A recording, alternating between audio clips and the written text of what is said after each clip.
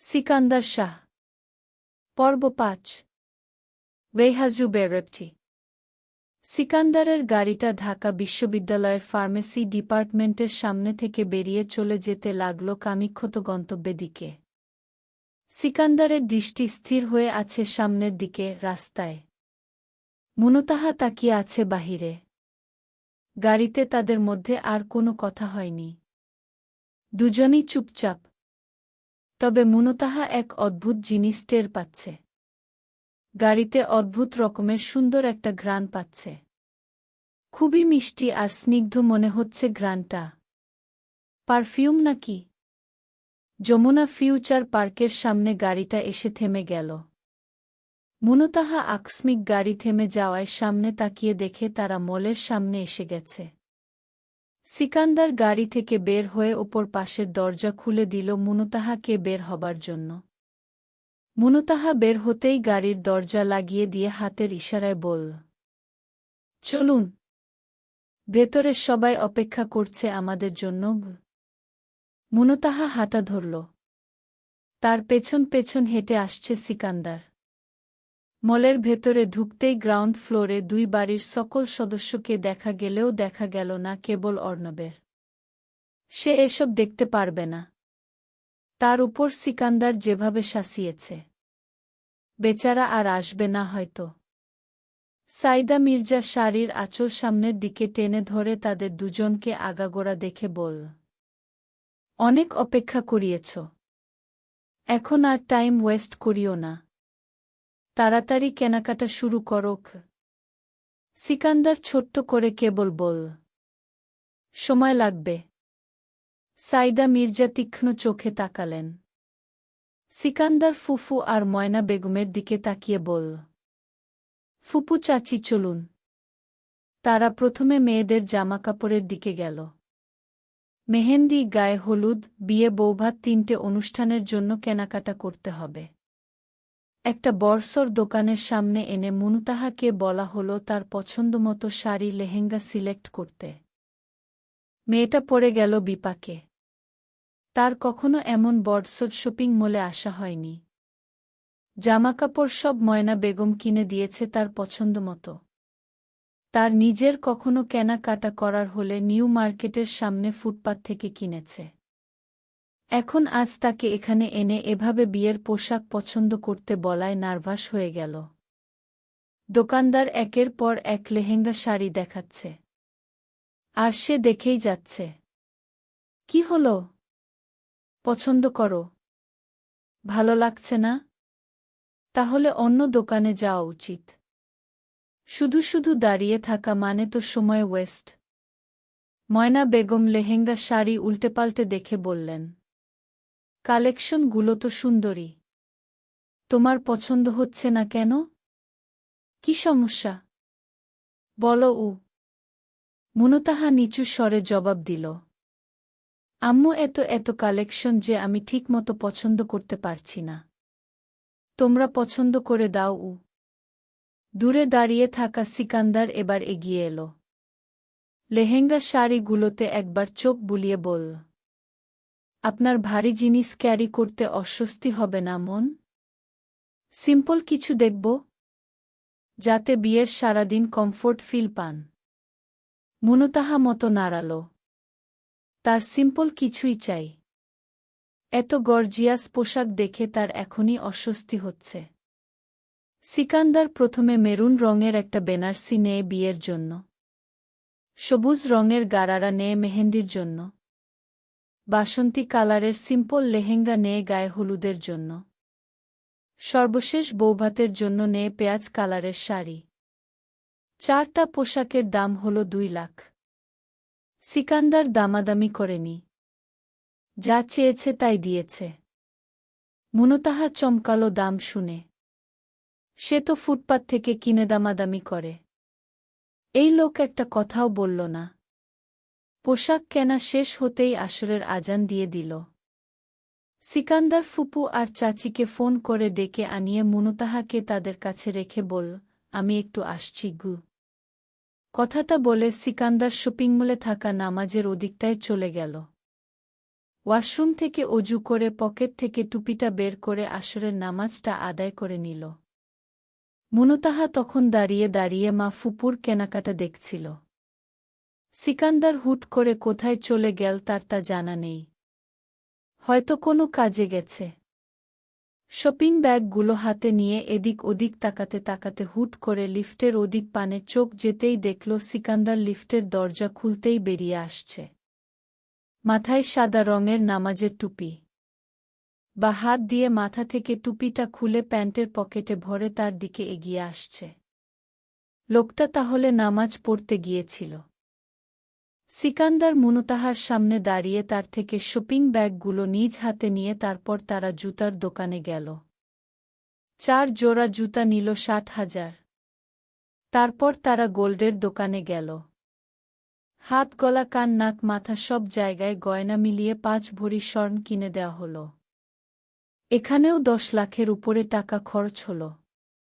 সবশেষে আসা হল কসমেটিক্সের দোকানে ব্র্যান্ডের অথেন্টিক প্রোডাক্ট সিকান্দার মুনতাহাকে কিনে দিল নিজে পছন্দ করে করে। এখানেও চলে গেছে 50-60,000 টাকা। সব কেনা শেষে মুনতাহার পুরো বিয়ের শপিং হল একগাদা। সিকান্দারের 2 হাত ভর্তি। গয়নার ব্যাগগুলো তার ফুফুর কাছে। শেষের গুলো নেওয়ার আর জায়গা নেই। ইশারায় সে তার 2 হাত দেখাল। মুনতাহা কসমেটিকের ব্যাগগুলো হাতে নিয়ে বলল, আপনি অনেক টাকা খরচ করছেন।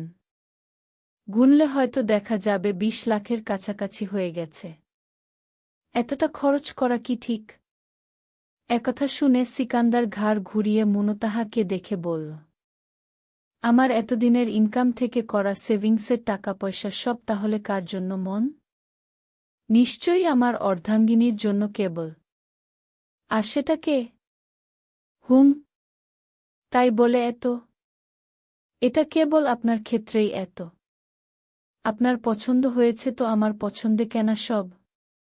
যদিও কেনার আগে সিকান্দার জিজ্ঞেস করে নিয়েছে। তারপরও মনে হলো জিজ্ঞেস করা উচিত আবারও। হুই। তাহলে চলুন বাসায় ফেরা যাক। আপনি তো কিছুই কিনলেন না। পরে এসে কিনব আমারটা। আপনার বাড়ি ফেরা উচিত। ভীষণ ক্লান্ত দেখাচ্ছে। ভার্সিটি থেকে সোজা এখানে নিয়ে এসেছি। ক্ষুধা লেগেছে নিশ্চয়ই। আগে কিছু খেয়ে নেওয়া যাক, চলুন।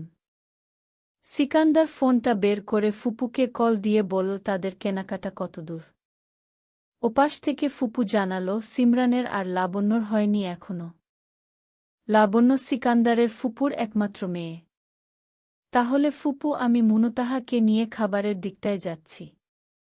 আপনাদের হয়ে গেলে এদিকটায় আসুন গো। ফোন কেটে সিকান্দার মুনতাহাকে নিয়ে রেস্টুরেন্টে ঢুকল। 1 প্লেট কাচ্চি আর কাবাব অর্ডার দিল। কাচ্চিটা খুব পছন্দ মুনতাহার। কিন্তু আগে আগে খাওয়াটা কেমন অসামাজিক দেখায়। সেজন্য ঠোঁট কামড়ে পুরো রেস্টুরেন্টে চোখ বুলাচ্ছিল। সিকান্দার হাত ধুয়ে প্লেটে খাবার বেড়ে দিয়ে বলল, খাওয়া শুরু করুন মন। আমারও ক্ষুধা লেগেছে আপনার মতো। খাবার সামনে রেখে অপেক্ষা করতে নেই। লজ্জা পেল মুনতাহা। হাত ধুয়ে খাবারটা খেয়ে নিল। তাদের খাওয়া শেষ হতেই বাকিরাও চলে আসলো। তারা তাদের পছন্দমতো খাবার খেল। সকলের খাওয়া শেষে সিকান্দার বিল পরিশোধ করে মুনতাহা আর ময়না বেগমকে তার গাড়িতে করে তাদের বাড়িতে রেখে আসল। বাকিরা সাইদা মির্জার গাড়িতে করে তাদের বাড়িতে গেল। ফেরার পথে সিকান্দার আর মুতাহার মধ্যে কোনো প্রকার কথা হল না আর। বাড়ির ভেতরেও আসেনি। নামিয়ে দিয়েই চলে গেছে। মুনতাহা রুমে এসে সব খুলে খুলে দেখল। তখন সেভাবে নজর দিয়ে দেখা হয়নি। পুরো খাট ভরে গেছে জিনিসপত্রে। ইলা মেসেজ দিয়ে জানিয়েছিল তাকে যেন বিয়ের জামাকাপড় দেখানো হয়। মুনতাহা সেজন্য ছবি তুলে ইলাকে পাঠাল। সাথে সাথে ইলা রেসপন্স করল। লিখে পাঠাল, ওরে আল্লাহ, এ বেড়া তো দেখি তোমাকে পুরো শপিং মল ধরে কিনে দিচ্ছে মুনতাহা। বেডা বড়লোক মেলা। কে পছন্দ করে কিনছে এগুলো? তুমি? না, উনিই সব পছন্দ করে দিছে কিনে। বেডার রুচির তারিফ করতে হয়। সব ব্র্যান্ডের জিনিস কিনে দিছে তোমায়। বইন তুমি জিতছ। এই বেড়া দেখো ওই খবিশ অর্ণবের মতে হবে না গি। দোয়া করো। মুনতাহা সেজন্য ছবি তুলে ইলাকে পাঠাল। সাথে সাথে ইলা রেসপন্স করল। লিখে পাঠাল, ওরে আল্লাহ, এ বেড়া তো দেখি তোমাকে পুরো শপিং মল ধরে কিনে দিছে মুনতাহা। বেডা বড়লোক মেলা। কে পছন্দ করে কিনছে এগুলো? তুমি? না, উনিই সব পছন্দ করে দিছে কিনে। বেডার রুচির তারিফ করতে হয়। সব ব্র্যান্ডের জিনিস কিনে দিছে তোমায়। বইন তুমি জিতছ। এই বেড়া দেখো ওই খবিশ অর্ণবের মতে হবে না গি। দোয়া করো। অলওয়েজ করি তোমার জন্য। আশা করি এবার তুমি খুব সুখী হবে, মানে খুব। ভার্সিটিতে আসবে এই কদিন? নাকি বিয়ের পর আসবে একেবারে? শিওর বলতে পারছি না। ইমার্জেন্সি হলে যেতে হবে ভার্সিটিতে। আচ্ছা জানিও আসলে। বিয়েতে আসছো তো তুমি? ইলা হাই তোলার ইমোজি পাঠিয়ে বলল। দাওয়াত দিয়েছিলে নাকি আমাকে? দিলাম তো। 13 তারিখ বিকেলে মেহেন্দি। 14 তারিখ সকালে গায়ে হলুদ আর দুপুরে বিয়ে। 15 তারিখ বৌভাত। আসছো তো? অবশ্যই আসব। এখন রেস্ট নাও। ধকল গেছে অনেকটা গি। মুনতাহা ফোনটা হাত থেকে নামাতে গিয়েও আর নামাতে পারল না। একটা নোটিফিকেশনে চোখ আটকে গেল। সিকান্দার শাহ ফ্রেন্ড রিকোয়েস্ট পাঠিয়েছে তাকে। প্রোফাইল ক্লিক করে দেখল প্রোফাইল লক করা। বেড়া মানুষও আইডি লক করে রাখে। তবে প্রোফাইল পিকটা সুন্দর। কোনো এক মসজিদের বারান্দায় ছোট ছোট বাচ্চাদের সাথে কিঞ্চিত কুঁজো হয়ে ঝুঁকে হাসাহাসি করছে এমন টাইপের ছবিটা। মনে হচ্ছে আচমকা তোলা হয়েছিল অপ্রস্তুতভাবে। তবে ছবিটা দারুণ উঠেছে। সম্ভবত এটা বাংলাদেশে তোলা ছবি না। বাহিরের দেশের কোনো কান্ট্রির হবে। বাচ্চাগুলোর ফেস গঠনও সেটাই বলছে। মুনতাহার আর মনে নেই রিকোয়েস্টটা অ্যাকসেপ্ট করতে। ওভাবেই ফোনটা রেখে বিছানায় ছড়িয়ে ছিটিয়ে থাকা জিনিসগুলো ব্যাগে ভরে আলমারিতে রেখে দিল। রাতে খাবার সময় মুনতাহার বিয়ের অনুষ্ঠান নিয়ে কথা উঠল। ময়না বেগমকে জিজ্ঞেস করলেন মুনতাহার বাবাকে কি বলবে তার মেয়ের বিয়ের কথাটা। ময়না বেগমের শক্ত গলায় বলা এক বাক্যে, না গি। বিয়েতে মেয়ের বাবা থাকাটা জরুরি। যাদের বাপ নেই তাদের কিভাবে বিয়ে হয়? সেভাবেই হবে মুনতাহার বিয়ে গি। আচ্ছা শান্ত হও। তোমাদের কেনাকাটা সব শেষ? আগামীকাল সিকান্দারকে নিয়ে যাব আমি নাদিম। ছেলেটা অনেক খরচ করেছে তাই না? হুম। মুনতাহাকে তো কিনে দিছেই, সাথে আমাদেরও দিচ্ছে। এজন্য আমি যেতে চাইনি। কেবল মুনতাহার কুরআন শরীফ, হাদিস, দোয়া-দরুদের বই, বিভিন্ন সুগন্ধির আতর সংগ্রহ করা। সিকান্দার পারফিউম ইউজ করে না। ইউজ করে আতর। আতরের হিউজ কালেকশন তার রুমে। দেশের আসার সময় সব সাথে করে নিয়ে এসেছে আলাদা করে। তবে বাড়িতে এসে আজ পৌঁছাল। সেগুলোই নিজের রুমের সেই সাইডটায় সেলফে সাজিয়েছে বাড়ি ফিরে সিকান্দার। তার দাদিও সাহায্য করেছে। এই সাইডটাতেই নামাজ, ইবাদত করার জন্য সুন্দর একটা সাইড রাখা হয়েছে। দেখলেই, একটু বসে থাকলেই মনটা প্রশান্তিতে ভরে যায়। মির্জা বাড়িতে ফিরেছে সিকান্দার আজ। বইগুলো গুছিয়ে ফ্রেশ হয়ে এশার নামাজ আদায় করে হালকা কুরআন পড়ে একটু কাজে লেগেছিল ল্যাপটপে। এমন সময় পাশে থাকা ফোনটা বেজে উঠায়, সেদিকে তাকাতেই দেখল সুনেহরা ফোন করেছে। সুনেহরা সাইদা মির্জার ছোট মেয়ে। রাজশাহী বিশ্ববিদ্যালয়ে পড়াশোনা করে। সিকান্দার রিসিভ করে কানে নিতেই সুনেহরা অস্থির গলায় বলল, ভাইয়া তোমার নাকি বিয়ে? হায় হায়, আমি আজ জানলাম সিমরান আপুর থেকে। মেয়েটাকে ভাইয়া? নাম বলল না কেউ। বিদেশি নাকি দেশি? বলো বলো বলো। খুব সুন্দর দেখতে। কিভাবে কি হলো তোমাদের মধ্যে? শান্ত হও। শ্বাস নাও। কত প্রশ্ন করবে একসাথে? আমি না হয় একসাথে অনেকগুলো প্রশ্ন করছি। তুমি এক এক করে দাও উত্তর। তুমি চেনো তাকে? সে কোনো ফরেনার না গে। কি? আমি চিনি। কে সে কে? বলো তাড়াতাড়ি। মুনতাহা মুনখ। কান থেকে যেন ফোনটা পড়ে যেতে গিয়েও ফোনটা আর পড়ল না। তার আগেই কেউ একজন ধরে ফেলল। সুনেহরা তাকিয়ে দেখল তার রুমমেট শিফা। ফোনটা কানে নিল ফের সে। আর ইউ সিরিয়াস ভাইয়া? মুনতাহা মুনকে বিয়ে করছো তুমি? আর বাড়ির সবাই মেনেও নিল? স্বার্থ ছাড়া কেউ মেনে নিবে তোমার মনে হয়? কি স্বার্থ আছে? তুমি বুঝবে না। বাড়ি আসছো কবে? এক্সাম চলছে ভাইয়া। 12 তারিখে শেষ হবে। সেদিন রাতেই রওনা দিব। বাবা আসবে। ঠিক আছে। সাবধানে থেকো। রাখছি, আল্লাহ হাফেজ। ফোনটা কেটে যেতেই সুনেহরার শরীর ঠান্ডা হয়ে গেল। পাশেই শিখা মেয়েটা বিছানা গোছাচ্ছিল। একনজোর তাকালো সুনেহরা। মুনতাহার থেকে 2 বছরের বড় সুনেহরা। শিফা তার খুব ভালো ফ্রেন্ড। বলতে গেলে ভার্সিটি লাইফে একমাত্র ফ্রেন্ড। আরও একটা পরিচয় আছে তাদের। শিফার বাবা সুনেহরার বাবার পরিচিত। শিফাদের বাড়ি চট্টগ্রামের পটিয়ায়। তো আগে থেকেই তাদের চেনা পরিচয় ছিল হালকা। এই মেয়েটা যে তার ভাইয়াকে ভালোবাসত। আচ্ছা, ওর কি কষ্ট হচ্ছে? মুখের হাবভাব দেখে কিছু ঠাউর করা যাচ্ছে না। ভাইয়া দেশে এসেছে শুনে মেয়েটা কত খুশি হয়েছিল। তারা দুজন প্ল্যানও করল ঢাকা যাবে। সুনেহরা শিফার কাঁধে হাত রেখে বলল, কষ্ট হচ্ছে তোর? শিফা তাকালো। মুখে হাসি ঝুলিয়ে বলল, কষ্ট কেন হবে আমার? তুই তো ভাইয়াকে বোকা মেয়ে। আর তুই সেগুলো সিরিয়াস ভেবে বসে আছিস? এমনি ফান করেছিলাম। সুনেহরার বিশ্বাস করতে পারল না কথাটা। কিছু বলার জন্য উদ্যত হলে শিফা কাঁথা মুড়ি দিয়ে বলল, গুড নাইট। সকালে কথা হবে গু।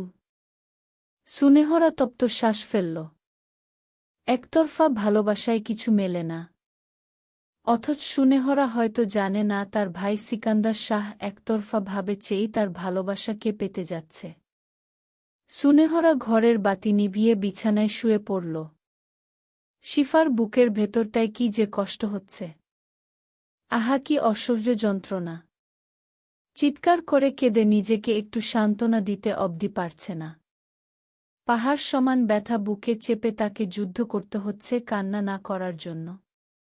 ছোট থেকেই তো তার পছন্দ ছিল সিকান্দারকে। যদিও তাদের ভেতর কখনো কথা হয়নি। তারপরও তাকেই ভালো লাগত। কত বিয়ের প্রস্তাব আসল তার। কেবল সিকান্দারকে ভালোবেসে ফেলার দরুন না করে দিয়েছে। একটু আশা ছিল সে দেশে ফিরলে বাড়িতে জানাবে। কিন্তু সে দেশে ফিরে তো নিজেরই বিয়ে ঠিক করে ফেলছে। তারাও নিশ্চয়ই দাওয়াত পাবে বিয়েতে। কিভাবে যাবে? তার তো সহ্য করতে কষ্ট হবে। পাহাড় সমান ব্যথা নিয়ে কোনোরকমে রাতটা পার করে সুনেহরাকে রেখেই সকাল সকাল সব ভার্সিটিতে চলে যায়। তার নিজেকে একটু সামলে নেওয়ার জন্য স্পেস চাই। মুনতাহা আজকে ভার্সিটি গিয়েছিল। সে 13-15 তারিখ এই 3 দিন যাবে না।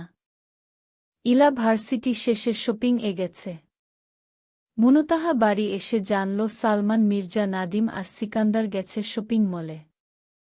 সিকান্দার খুব ছিমছাম একটা সাদা পাঞ্জাবি আর কোটি নিল বিয়ের জন্য। বৌভাতের জন্য স্যুটবুট নিল। মেহেন্দির জন্য কিছু কিনল না। মেহেন্দির অনুষ্ঠান কেবল মুনতার হবে।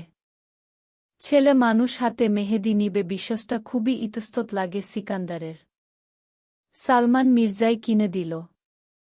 সিকান্দার বাধা দিতে চেয়েছিল, তবে নাদিম আর সালমান মির্জা শুনেনি। তারাও তাদের জন্য কিনেছে। সেলিম মির্জা ফোন করে মানা করে দিয়েছিল তার জন্য না কিনতে। সেজন্য তার জন্য কেনা হয়নি। নাদিম বাড়তি আরও একটা শার্ট কেনার জন্য আরেকটা দোকানে গেল। সেখান থেকে একটা ডার্ক ব্লু শার্ট কিনে বের হবার সময় আকস্মিক এক মেয়ের সাথে ধাক্কা খেল। হাত থেকে সব শপিং ব্যাগগুলো পড়ে গেল। মুহূর্তে মেজাজ তার সপ্তম আকাশে উঠে গেল। কিরমির করতে করতে বলল, কানা নাকি? চোখে দেখেন না?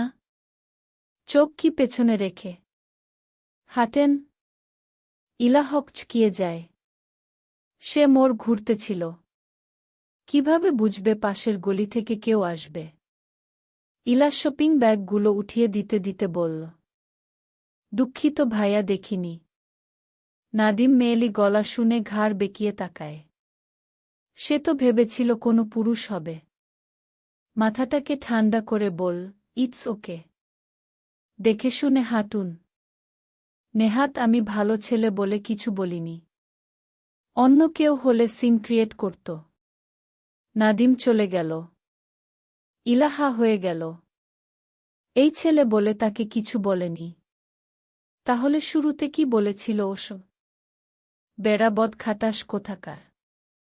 বিকেলে সূর্য যখন তার আলোর গতি কমিয়ে হালকা রশ্মি ছড়াচ্ছে, তখন ময়না বেগম মুনতাহাকে নিয়ে বাড়ির পাশে টেইলার্সের দোকানে গেল। তার বাড়ির মাপ দিয়ে ব্লাউজ পেটিকোট বানাতে দিয়ে আসল। মাগরিবের আজান দেওয়ার তারা বাড়ি আসে। এসেই ময়না বেগম রাতের রান্না চড়ায়। মুনতাহা নিজের রুমে চলে আসে। পরনের বোরকাটা খুলে হাত মুখ ধুয়ে মাগরিবের নামাজটা শেষ করে চা নিয়ে বেলকনিতে বসতেই হোয়াটসঅ্যাপে মেসেজ আসে। মুনতাহা হোয়াটসঅ্যাপে ঢুকে দেখে সিকান্দার লিখে পাঠিয়েছে, আর কত ঘণ্টা ঝুলিয়ে রাখবেন এই অধমকে মন? মুনতাহা বুঝল না কথার মানে। কোথায় ঝুলিয়ে রেখেছে? সে তো বিয়েতে হ্যাঁ করেছেই। তাহলে? ঠিক বুঝলাম না গি। ফ্রেন্ড রিকোয়েস্ট পাঠিয়েছিলাম তো। দেখেছিলেন? ওহ হ্যাঁ, দুঃখিত।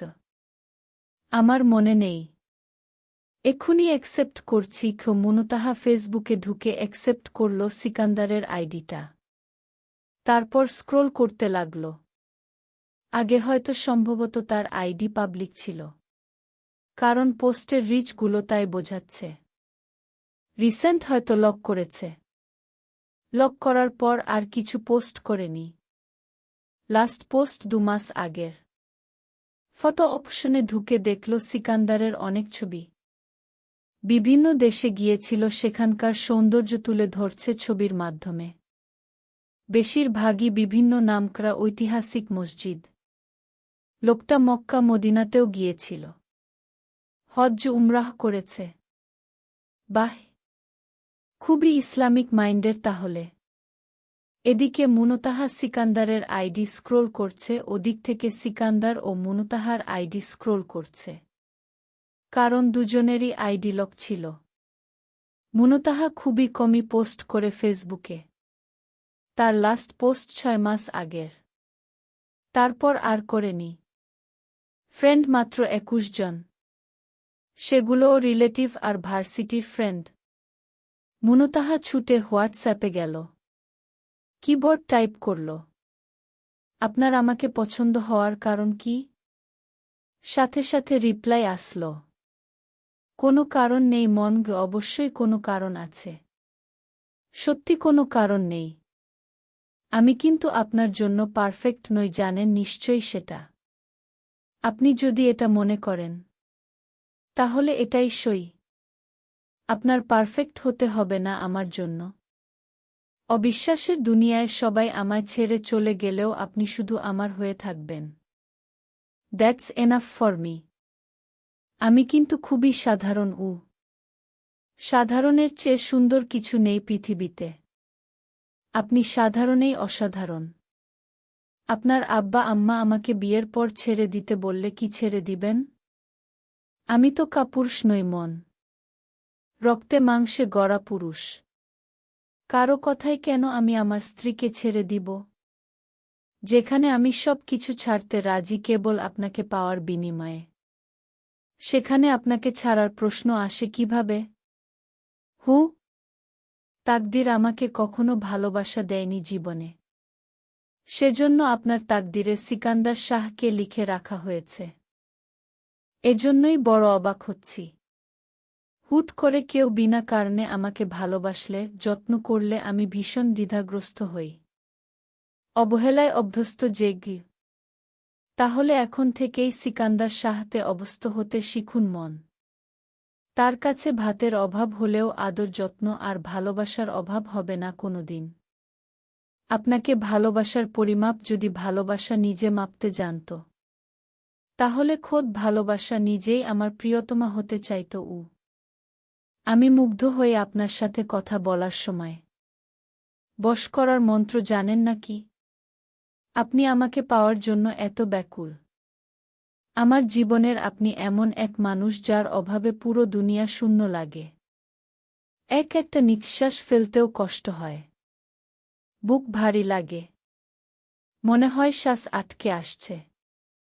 অথচ পৃথিবীতে কিন্তু অক্সিজেনের কোনো ঘাটতি নেই। তাহলে বেকুলি বা হব না কেন বলুন? রাখি তাহলে আজ, জবি অবশ্যই।